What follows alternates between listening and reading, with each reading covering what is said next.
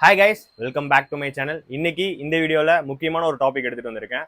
அது என்னன்னு பார்த்தீங்கன்னா கிரெடிட் கார்டு. இந்தியாவில் இருக்க மோஸ்ட் பீப்புள் வந்துட்டு கிரெடிட் கார்டை வந்துட்டு ஒரு ஸ்பெண்டிங் டூலாக மட்டும்தான் பார்க்குறாங்க. பட் கிரெடிட் கார்டை நீங்கள் கரெக்டாக யூஸ் பண்ணீங்க அப்படின்னா அதை வச்சு நீங்கள் உங்கள் ஃபினான்ஷியல் ஃபியூச்சரே வந்துட்டு பில் பண்ணவும் முடியும். அட் தி சேம் டைம் நீங்கள் தப்பாக யூஸ் பண்ணீங்கன்னா அதை மொத்தத்தையும் டெஸ்ட்ராய் பண்ணவும் முடியும்.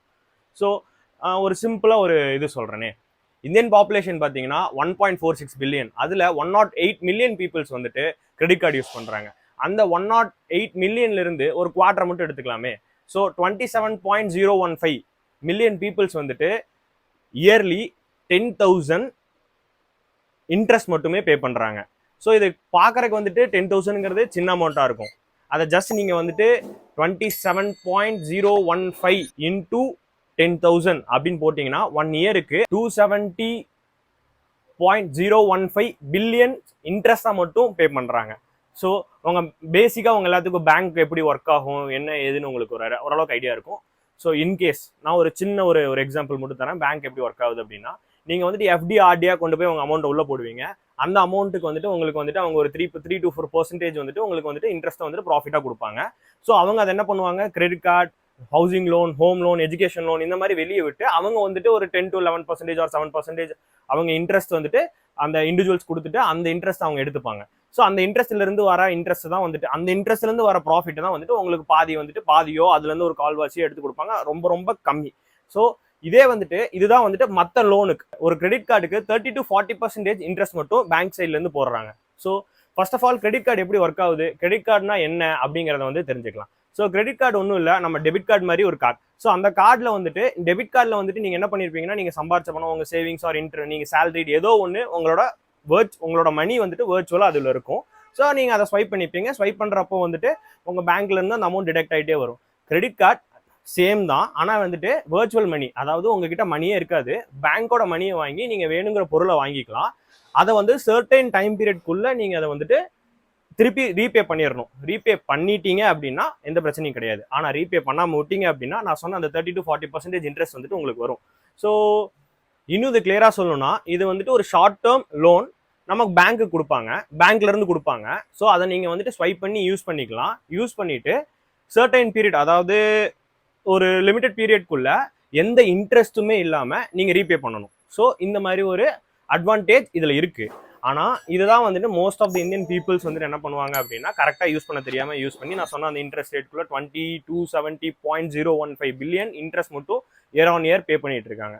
இப்போ கிரெடிட் கார்டு எப்படி ஒர்க் ஆகுது அப்படிங்கிறத பார்க்கலாம். ஸோ உங்களுக்கு வந்துட்டு Jan 1 தான் வந்துட்டு உங்களோட வந்துட்டு Jan 1 to 30 தான் உங்களோட பில்லிங் சைக்கிள்னு வச்சுக்கலாம். ஸோ Jan 2 நீங்கள் ஒரு மொபைல் ஃபோன் வாங்குறீங்க. அந்த மொபைல் ஃபோன் வந்துட்டு பில்லு வந்துட்டு உங்களுக்கு எப்போ ஜென்ரேட் ஆகும்னா Jan 31 உங்களுக்கு ஜென்ரேட் ஆயிருக்கும். ஸோ 31 இருந்து உங்களுக்கு Feb 15 வரைக்கும் டைம் இருக்கும். ஸோ உங்களுக்கு பார்த்தீங்கன்னா டோட்டலாக 45 days டைம் இருக்கு. இந்த 45 daysல நீங்கள் எந்த இன்ட்ரெஸ்ட்டுமே பே பண்ண தேவையில்லை. ஜஸ்ட் நீங்கள் அந்த எவ்வளோ ஸ்வைப் பண்ணீங்களோ அந்த அமௌண்ட்டை நீங்கள் 15th பே பண்ணிட்டீங்கன்னா எந்த இன்ட்ரெஸ்ட் கிடையாது. ஆனால் இதை நீங்கள் மிஸ் பண்ணீங்க அப்படின்னா 30 to 40% இன்ட்ரெஸ்ட் போடுவாங்க. ஸோ அந்த இன்ட்ரெஸ்ட் பார்த்தீங்கன்னா இப்போ ஒரு 1000 rupees ஸ்வைப் பண்ணியிருக்கீங்க அப்படின்னா 1000ல் 30% பார்க்கும்போது 300 ஆகும். அந்த 300க்கு அப்புறம் தனியாக லேட் ஃபீஸ் சார்ஜ் பண்ணுவாங்க. ஸோ இதெல்லாம் சேர்த்து ரவுண்டாக பார்க்கும்போது நீங்கள் வந்துட்டு 1000 rupees ஸ்வைப் பண்ணியிருக்கீங்க, 500 நீங்கள் மிஸ் பண்ணனால 500 எக்ஸ்ட்ரா பே பண்ணுற மாதிரி இருக்கும். இதில் இன்னொன்றும் இருக்குது. இதை வந்துட்டு இஎம்ஐயாக கன்வெர்ட் 1000 rupees இஎம்ஐ கன்வெர்ட் பண்ண சொல்லி அவங்க ஒரு டைம் கால் பண்ணுவாங்க. ஸோ நீங்கள் வந்துட்டு அதை அக்செப்ட் பண்ணிட்டீங்க அப்படின்னா மினிமம் ஃபீ கட்டிக்கிட்டு நீங்கள் எஸ்கேப் ஆகலாம். பட் மற்றதை கம்பேர் பண்ணும்போது இதோட இன்ட்ரெஸ்ட் ரேட் ரொம்ப ரொம்ப ஹையர். ஸோ இதுவுமே ஒரு ட்ராப். நீங்கள் கிரெடிட் கார்டு யூஸ் பண்ணுறதுனால உங்களுக்கு என்னென்ன அட்வான்டேஜ் கிடைக்கும் பார்த்தீங்கன்னா, உங்களுக்கு சிபில் ஸ்கோர் பயங்கரமாக இன்க்ரீஸ் ஆகும். இந்த சிபில் ஸ்கோர் எதுக்கு யூஸ் பண்ணுவாங்க அப்படின்னா, ஃபியூச்சரில் நீங்கள் ஒரு லோன் எடுக்க போறீங்க, ஆர் நீங்கள் வந்துட்டு ஒரு ஹவுசிங் லோன் போறீங்க, இந்த மாதிரி சில விஷயத்துக்காக பேங்க்குக்கு போகும்போது உங்களுக்கு வந்து இன்ட்ரெஸ்ட் ரேட் கம்மியாகும். At the same time loan approval amount வந்துட்டு ரொம்ப ரொம்ப ஹையராக இருக்க வாய்ப்பு இருக்கு, இந்த சிபில் ஸ்கோர் கரெக்டாக இருந்தது அப்படின்னா. செகண்ட் வந்துட்டு இது ஒரு எமர்ஜென்சி பேக்கப். தேர்ட் வந்துட்டு இதில் வந்துட்டு நிறையா உங்களுக்கு ரிவார்ட் பாயிண்ட்ஸ் கிடைக்கும், கேஷ்பேக்ஸ் கிடைக்கும் நீங்கள் கரெக்டாக யூஸ் பண்ணீங்க அப்படின்னா. ஸோ இதை நீங்கள் கொண்டு போய் ஒரு இடத்துல கரெக்டாக ஸ்வைப் பண்ணுறீங்க, இதை பண்ணுறீங்க அப்படின்னா உங்களுக்கு ரிவார்ட் பாயிண்ட்ஸ் கிடைக்கும். அந்த ரிவார்ட் பாயிண்ட்ஸை யூஸ் பண்ணி நீங்கள் ஃப்ளைட் டிக்கெட் புக் பண்ணிக்கலாம். அந்த ரிவார்ட் பாயிண்ட்ஸை யூஸ் பண்ணி நீங்கள் வந்துட்டு காசாக வந்துட்டு கன்வெர்ட் பண்ணிக்கலாம். பட் இதோட பர்சன்டேஜில் ரொம்ப ரொம்ப கம்மி. பட் பண்ணிக்கலாம், நிறைய பேர் கரெக்டாக யூஸ் பண்ணுறாங்க, அவங்களுக்குலாம் கிடைக்கிது. பட் நீங்கள் மேக்ஸிமம் ட்ராவல் பண்ண மாட்டீங்க, இங்கே போக மாட்டீங்க, வர மாட்டீங்கன்னா இது யூஸ் பண்ணுறது அந்த அளவுக்கு வர்த்து கிடையாது. இதெல்லாம் தான் கிரெடிட் கார்டில் இருக்க மேஜரான அட்வான்டேஜ். ஸோ இதை யூஸ் பண்ணி நிறைய பேர் வந்துட்டு ஃப்ளைட் டிக்கெட் புக் பண்ணிப்பாங்க, ட்ரெயின் டிக்கெட் புக் பண்ணிப்பாங்க, பஸ் டிக்கெட் புக் பண்ணுவாங்க. இதை வச்சு நீங்கள் ஆன்லைனில் வந்துட்டு கரெக்டான வந்து ப்ராடக்ட்ஸ் வாங்கினீங்கன்னா உங்களுக்கு பயங்கரமான டிஸ்கவுண்ட்ஸ் இருக்கும். சில இதை வந்துட்டு எப்படி நீங்கள் சூஸ் பண்ணணும் அப்படின்னா உங்களுக்கு டெய்லி டே டு டே நீட்க்கு ஏற்ற மாதிரி நீங்கள் வந்துட்டு அதிகமாக ஆன்லைன் ஷாப்பிங் பண்ணுவீங்க அப்படின்னா ஆன்லைன் கார்ட்ஸ் நிறையா இருக்கும். ஆன்லைன் கார்ட்ஸ் பேஸ் பண்ணி நீங்கள் சூஸ் பண்ணிக்கலாம். நீங்கள் ஃபியூல் அதிகமாக போடுவீங்க அப்படின்னா ஃபியூல் கார்ட்ஸ் இருக்கும், ஃபியூல் கார்ட்ஸ் யூஸ் பண்ணிக்கலாம். இதனால உங்களுக்கு வந்து year on year 50 litres 80 litres வரைக்கும் அவங்க வந்து ஃப்ரீ பெட்ரோல்ஸ் அந்த மாதிரி தருவாங்க. ஸோ இந்த மாதிரி சில ஆட் ஆன் அட்வான்டேஜஸ் இருக்குது. பட் நீங்கள் இதெல்லாம் வந்துட்டு கரெக்டாக யூஸ் பண்ணால் மட்டும். இப்போ இதோட disadvantage dark side of credit கார்டுக்கு வருவோம். ஸோ இங்கே மேக்ஸிமம் பீப்புள் என்ன பண்ணுறாங்க அப்படின்னா அவங்களோட எமர்ஜென்சி பர்பஸ்க்கு கிரெடிட் கார்டு எடுத்து ஸ்வைப் பண்ணிடுவாங்க. ஸ்வைப் பண்ணதுக்கப்புறம் அந்த கேஷ் அவங்க பேங்க்கில் இருக்காது. ஸோ இதுக்காக என்ன பண்ணுவாங்கன்னா இன்னொரு கிரெடிட் கார்டு எடுத்து ஸ்வைப் பண்ணி இதை பில் பண்ணுவாங்க. திருப்பி இதே ஒரு ரொட்டேஷன் சைக்கிளாக போயிட்டே இருக்கும். ஸோ நீங்கள் எப்போதுமே கிரெடிட் கார்டு யூஸ் பண்ணுறீங்க அப்படின்னா அந்த கிரெடிட் கார்டு வந்துட்டு அந்த கிரெடிட் கார்டு நீங்கள் ஸ்வைப் பண்ணுற அமௌண்ட் உங்கள் பேங்க்கில் இருந்தால் மட்டும் அந்த கார்டை வந்து ஸ்வைப் பண்ணுங்க, இல்லைனா பண்ணாதீங்க. ஸோ இது வந்துட்டு பிக்கஸ்ட் ட்ராப். ஸோ ஒரு சைக்கிளை சுற்றிட்டே இருக்க மாதிரி இருக்கும், திருப்பி இங்கேருந்து எடுத்து. அண்ட் தென் கிரெடிட் கார்டை கொண்டு போய் ஏடிஎம்ல நீங்கள் ஸ்வைப் பண்ணி கேஷாக விட்ரா பண்ணீங்க அப்படின்னா இருக்கிறதுலே முட்டாள்தனம் அதுதான். இருக்கிறதுலே அதிகமான டேக்ஸ் இன்ட்ரெஸ்ட் ரேட் எல்லாமே அதில் தான் பிடிப்பாங்க. ஸோ கிரெடிட் கார்டை எப்போதுமே வந்துட்டு ஏடிஎம்ல ஸ்வைப் பண்ணவே பண்ணாது. ரொம்ப முக்கியமானது வந்துட்டு நீங்கள் கிரெடிட் கார்டில் ஒரு 10,000 ஸ்வைப் பண்ணியிருப்பீங்க, இல்லைன்னா ஒரு 1000 ஸ்வைப் பண்ணியிருப்பீங்க, பேங்க்லேருந்து கால் வரும். நீங்கள் வந்துட்டு இது ஈஸியாக வந்துட்டு இஎம்ஐ கன்வெர்ட் பண்ணிக்கோங்க. மினிமம் நீங்கள் வந்து 1000 ரூபாயில 100 ரூபா கட்டினா போதும், 10 ரூபா கட்டினா தான் போதும், 10,000 ரூபாயில வெறும் 2000 ரூபா கட்டினீங்கன்னா போதும், நீங்கள் இதை இஎம்ஐ கன்வெர்ட் பண்ணிக்கோங்க அப்படின்னு சொல்லிட்டு உங்களுக்கு ஒரு கால் வரும். இந்த கால் எனக்கும் நிறைய டைம் வந்திருக்கு. பட் நான் இது எல்லாத்துக்குமே எப்போதுமே நோ மட்டும் தான் சொல்லியிருக்கேன். ஏன் அப்படின்னா இது வந்துட்டு பிக்கஸ்ட் ட்ராப். ஏன்னா இதில் வந்துட்டு ரொம்ப இன்ட்ரெஸ்ட் ரேட் ரொம்ப அதிகம்.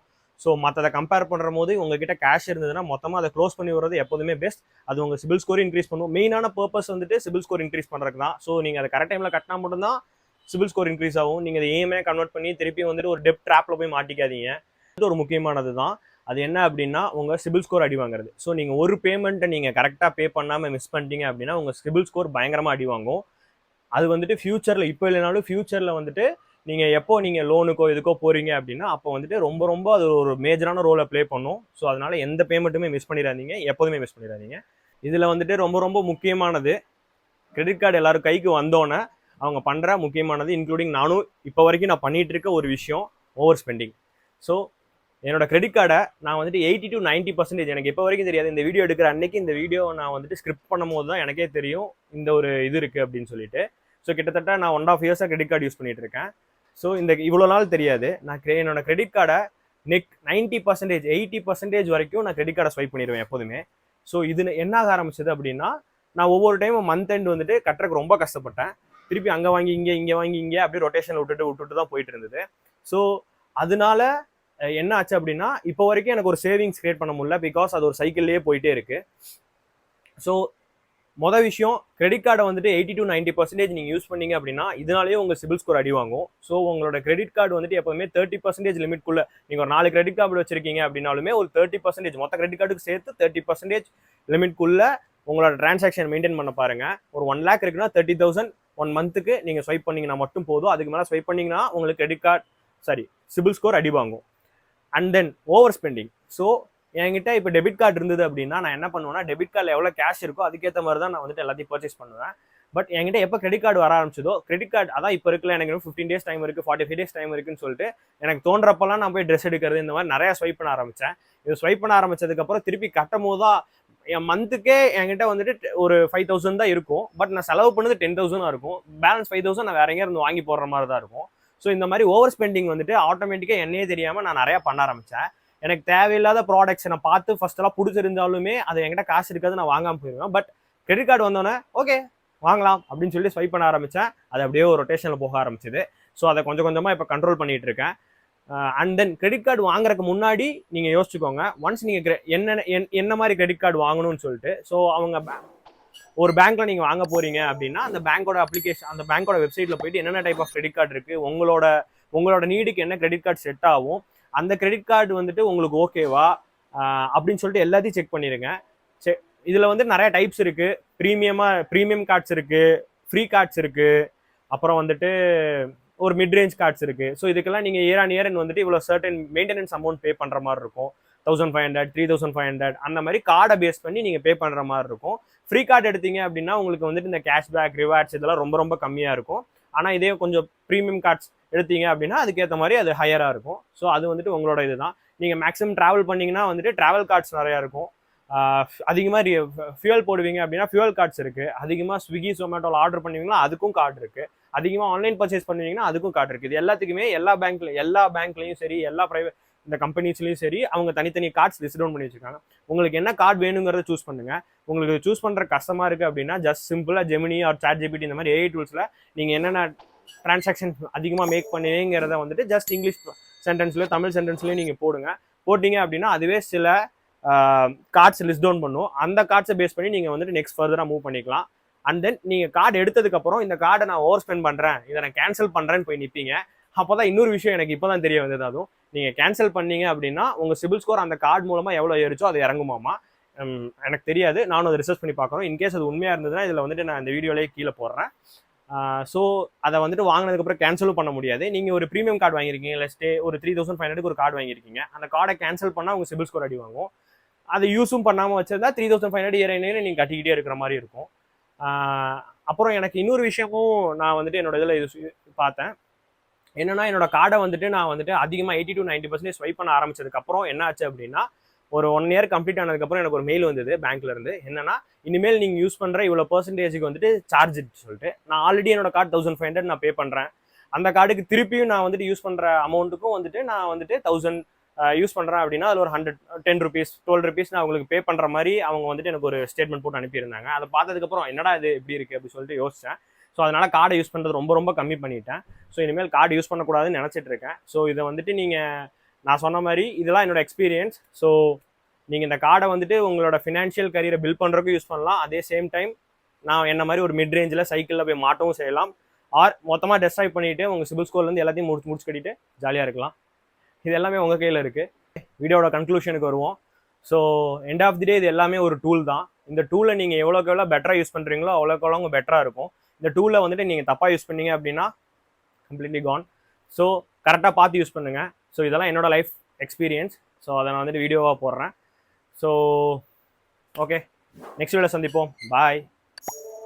மறக்காம சப்ஸ்கிரைப் பண்ணிடுட்டு உங்கள் ஃப்ரெண்ட்ஸுக்கு ஷேர் பண்ணிடுங்க. இந்த வீடியோ பிடிச்சிருந்தா லைக் பண்ணுங்கள். உங்களுக்கு ஏதாவது சஜஷன் இருந்ததுன்னா அதை கமெண்ட்டில் லீவ் பண்ணுங்கள். நான் கண்டிப்பாக ரிப்ளை பண்ணுறேன். பாய்.